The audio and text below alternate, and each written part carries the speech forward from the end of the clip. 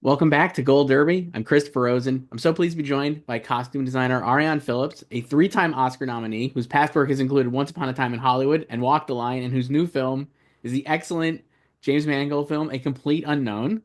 I love this project. I know you've worked with James before, including Walk the Line, like I just mentioned, and not since I think 310 to Yuma. So I guess first, like, what was it like to get back together with James for this project, especially one that had so much meaning, I think, to him and probably everyone involved in it as well. Yeah. Actually, we our last film we did together was Night and Day. I think it was about Okay. 10 years ago. But yeah, 310 to Yuma too. It was wonderful to be reunited with Jim. The truth is it was a bit of a journey getting here because Jim first reached out to me in 2019 and said, "Hey, I think I'm going to make this Bob Dylan movie." And I'd love you to work on it with me. Of course, that had me at hello, Jim, Bob Dylan. I mean, what else could there, like only dreams are made of that stuff. So um, Jim sent me an early iteration of the script that Jay Cox had written and that he was in the process of doing his polish on it. And he suggested I read the book Going Electric. So that was 2019, and it was very interesting because I knew a little bit about the event at Newport, but it's all pretty much mythology, and there's so many different accounts of it. And so that was really exciting to me to kind of excavate and figure out what the real story was. And I don't know if I can still even tell you what the real story is, but yeah, that was in 2019, and over many delays, COVID for one, and then scheduling. Timmy was doing Dune, Jim was directing movies like Indiana Jones, and it took a while. And we finally went into pre-production in 2023, which was thrilling. Also, just making space for this, knowing that it could happen at any point, for me was a priority, making space. So I was really happy it worked out timing wise. And I got going in late May 2023. And here in LA, actually, the actors were here, Timmy and Monica, and doing pre-records and rehearsing music. So I started with fittings here, very small, just me and my assistant costume designer and one customer and at Western Costume. And, we just started the process of, leading up to that. I had a good 4 years of research that I had kept alive, really, whether it was making playlists or amassing images.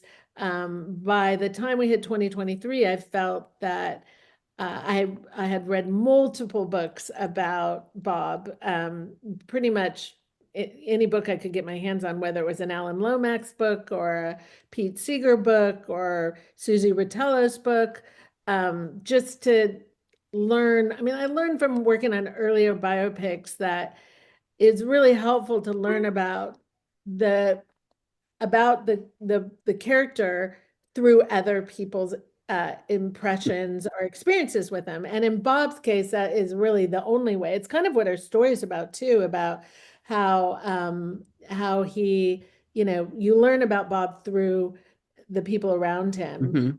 Hmm. And so I felt pretty fluent by the time we started in 2023 and had created this visual timeline for our story. Having designed biopics before, um, usually like whether it was I worked on People versus Larry Flint early Hmm. in my career, a movie called W.E. about the Duke and Duchess of Windsor, and Walk the Line, of course. And usually it's a trajectory, a lifetime, right? From birth to death. These are usually how these stories are told. But in our story, it's 4 years. And I realized very quickly that there is a huge opportunity here because usually, there's a lot of locations and a lot of scenes to tell the story over time, which we did have, but you don't really see technology change. You don't see automobiles change, architecture over that 61 to 65. But what you do see is this evolution of a young artist, of Bob Dylan, and how he changes from showing up in New York City pretty much in search of Woody Guthrie to becoming known, and then on his journey, creative journey of finding his artistry, his voice. Mhm. So I knew straight away that there was a wonderful opportunity for costume and also for hair and makeup, especially hair, to show and help guide the audience through this experience of this young man on his way. So like just in terms of the time period. And that was thrilling to me. And forensically to break down the script into beats so that which we did with Jim and Jamie Lee McIntosh, the wonderful hair designer, just in terms of also our other characters as well, whether it was Joan Baez, Pete Seeger. Pete doesn't change so much, but that we broke Bob's evolution down in beats, Hmm. 61 to 62, 63, 64, and then 65. So that was a very unique and exciting opportunity for costumes. So one of the things I love that this is like the way, like you said, like biopics usually are like cradle to grave. I love the focus nature of this. That was like one of the things I immediately like really like responded to. And I That's also great. love, obviously, like you said, like Dylan is just an enigma in general, right? Like he is like a complete unknown, not to be a total hack, but I mean, like it is like that is like the idea of the film. And I was like, so you have this young Bob Dylan coming to like you said, like to coming to New York and stuff. And I guess like so much of him is about this is one of the things I was wondering, and like I guess maybe you found this in the research too, but I was like, so much of his life seems about like myth making or self mythologizing, right? Of like putting together like what he wanted to be. And so I was thinking, like, how did you like those early stages when he's like a young kid, really? Not like, how did you think about like what he was like before he came to New York versus like how he would want to present himself? And I guess like how did that kind of like what'd you find in the research like create those early stages when we first see Bob in the film? Yeah, well, I learned a lot that I learned that he was a massive Buddy Holly fan. He loved rock and roll. He loved all kinds of music. He loved blues music.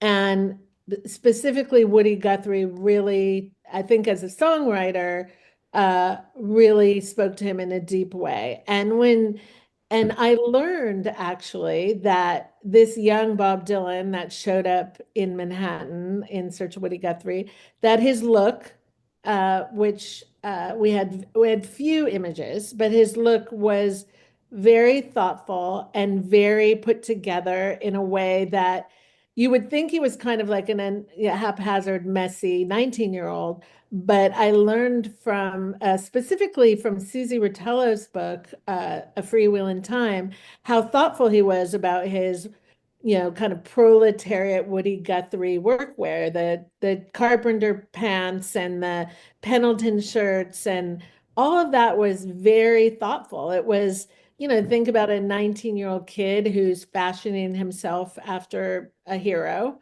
and really trying to disconnect himself from perhaps his Midwestern pretty normal Mhm. childhood growing up in Minnesota. So and reinventing himself, and then what that means, and he meets Woody Guthrie. So um, and these early, we see some very early, not a lot, images of him that really helped me and helped her, and just inform the young the you see his face is fuller, and he just he looks just so young and innocent, and knowing that character arc of Bob at Newport, with his how the silhouette changes from this kind of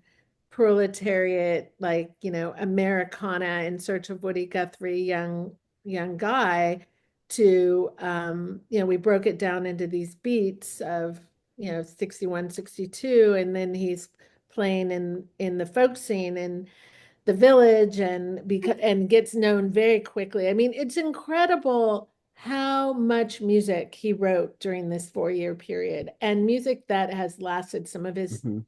most iconic and incredible songs that have really been wildly covered by so many artists and really become part of our ethos, so just part of the culture. And watching, this is just this very young, extraordinary kid, and then he starts to get known and in the village, and then quickly you see him running from his Midwestern life growing up, and then you see him he's always kind of moving forward. And I think the thing that's so interesting about Bob is that he doesn't want to be defined by one thing. He really and that's why I think he's shy and private, as a wicked sense of humor, but also as a young artist was still learning to express himself and didn't want to be limited by being a folk singer or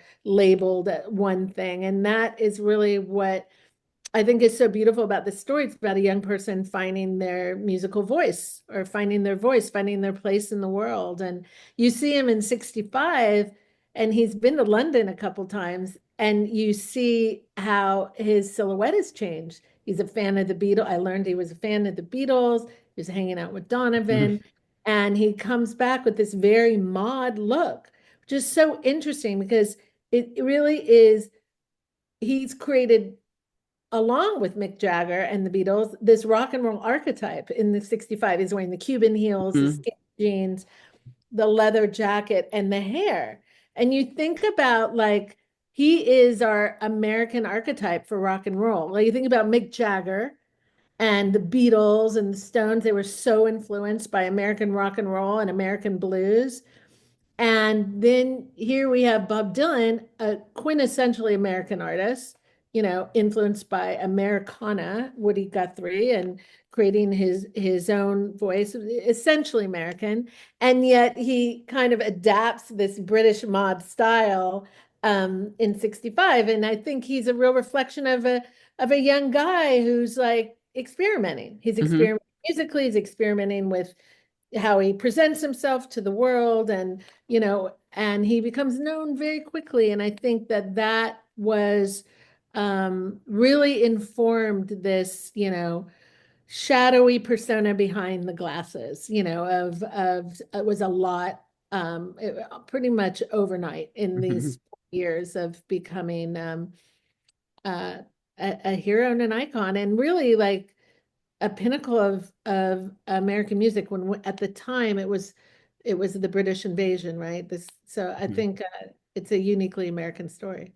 I also love how when he in that era when he's like now like you're saying like the iconic Bob like the his all his like the backup the not the mini I don't want to call them minis but like all the people with him are like kind of also doing a copy of his look, right? Basically, like I just think it's like really, and I think it's really fun how you could see them all like kind of like falling in line behind like him as like a trendsetter. I thought that's like really great in the film, and I think you can see that in your wardrobe and costumes as well. I think it's like Well, really thank cool. you. Yeah, Thank you. really Yeah, really I mean, good.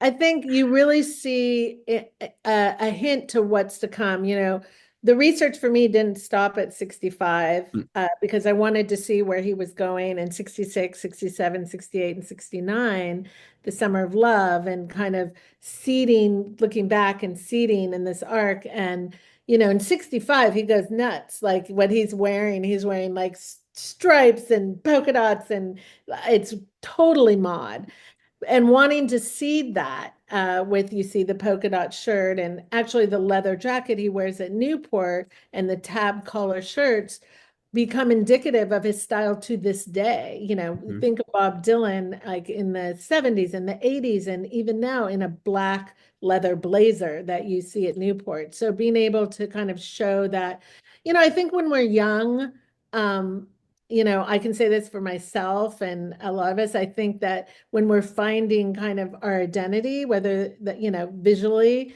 how we wear our hair, how we dress ourselves, that we carry that on through life. I mean, sometimes we just keep repeating what works for us from that time of like, when we were golden, right? So I think Bob really, we get to learn how Bob finds not only his musical voice, but his persona. and the way that he presents himself to the world. And there is a continuity there that we can see in the 80-year-old man today. So it's really thrilling to be part of that story and be able to show that progression over the a very short time period, 4 years. So much happened, and also the beginning of this youth movement. Really for me, the through line, the thread for Bob in this 4 years was really his denim. He always wore Hmm. jeans, his boots, and his hair. And that's really, I usually start with silhouette and color when I'm designing, and that silhouette, knowing what my arc would be from that kind of proletariat Americana, Woody Guthrie young kid look to, the freewheeling time where it slims out a little bit. And I reached out to my friends in the vintage and the archive department at Levi's to help me vet Oh, what wow. he was wearing, denim wise, because at that time there were very strict dress codes. Like you couldn't wear jeans to school, you couldn't wear jeans to church. And jeans denim really becomes the signature of the youth movement. I mean, we take it for granted today. It's such a part of how we dress every day. But you couldn't wear jeans to Disneyland up until the 70s. And really denim, and you think about the summer of love, and like when I think about like my work in Once Upon a Time in Hollywood in 1969 and like the Manson girls, how denim and it was really a signature of rebellion. And I think, that's such a part of Bob Dylan's story, in a way that really helped. And even the denim he wears in 65, which also was vetted as these Levi's Super Slims, which were these very mod, you might think of TV shows like Mod Squad, where they wore those Hmm. very mod skinny jeans. And luckily the people at Levi's were able to recreate those for us because they are really hard to find. Wow. So that was really thrilling. And then his boots, he wears the work boots in the beginning, the kind of, Dust Bowl proletariat boots. And then you see him in the mid part of our story wearing cowboy boots and these kind of rough out boots. And then, of course, he's been to England and he's adopted this mod look with the Cuban heel boots that he's pretty known for, and the very skinny jeans and the mod kind of military peacoat look, which was really based on his time. Like he was a fan of the Beatles, I learned, and he hung out with the Beatles and he hung out with Donovan and really adopted that mod Hmm. look, which really became the archetype for this American rock and roll. So fun. And also Joan Baez too. She went to England a couple times, and you see her at the end of our movie. She's wearing a very kind of odd raincoat, a beige raincoat. And that raincoat, I learned there are all these pictures of her at Newport wearing this Hmm. raincoat, which was just so not Joan Baez. Like we know her to be kind of, California, Paisley, flower child. Um, and you see her, I saw her in many, many pictures barefoot, wearing this raincoat over a dress or over her jeans. And then I realized she wore that raincoat and that was July 65. She wore the raincoat on the cover of her Angelina album. And that was shot by Richard Avedon in June 1965. And Richard Avedon, as you know, was like a fashion photographer and a Hmm. portrait photographer. I figured someone at the photo shoot must have given her that coat and it became her favorite coat. But then I did a little more research and I saw that in May 65, she was at a Vietnam War anti-war event at Trafalgar Square in London with Donovan. I called my friends at the Victoria Albert Museum and I said, hey, can you guys vet this coat? I had a feeling it was Mary Quant. And they said, indeed, it was Huh. Mary Quant. And at that time, that raincoat would have sold at any store for like £100.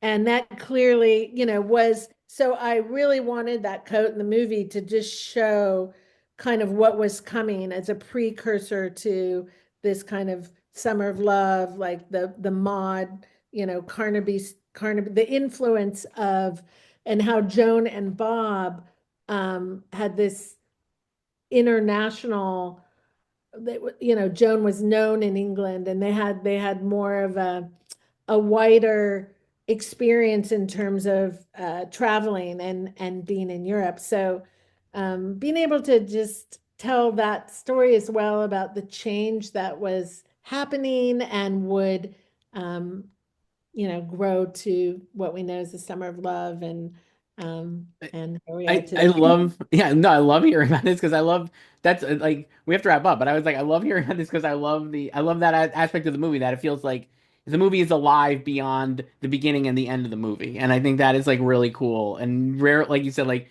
biopics aren't always afforded that opportunity to feel like that focused and alive. So this is a great one, a complete unknown. That's such a great comment, Chris. That's Oh, so great. I'm That's a glad you great liked it. observation. Oh, thank you. Arian Phillips, costume designer, three-time Oscar nominee. Thank you so much for talking to me about this film. It's wonderful and Thanks, you did a great job. Chris. Thank you. Love the Golden Derby. Thanks. Thank you.